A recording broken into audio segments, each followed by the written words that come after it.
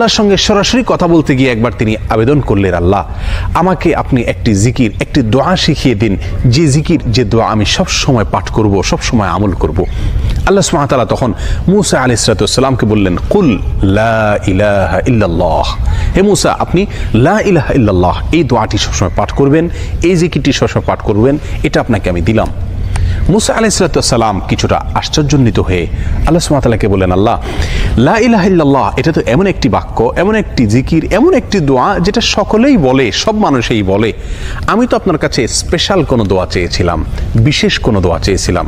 আল্লাহ সুবহানাহু ওয়া তাআলা তখন মূসা আলাইহিস সালামকে বললেন, হে মূসা, যদি সপ্ত আসমান, সপ্ত জমিন এবং এই দুইয়ের মধ্যে যা কিছু আছে সব কিছুকে, আল্লাহর অস্তিত্ব ছাড়া বাকি সব কিছুকে যদি একটি পাল্লায় রাখা হয়, একটি হাতে রাখা হয়, আর লা ইলাহা ইল্লাল্লাহ এই বাক্যকে যদি অপর হাতে, অপর পাল্লায় রাখা হয়, তাহলে লা ইলাহা ইল্লাল্লাহর পাল্লা ভারী হবে। এত ওয়েটফুল এই আমল, এত ওজনী এই আমল, এই জিকির।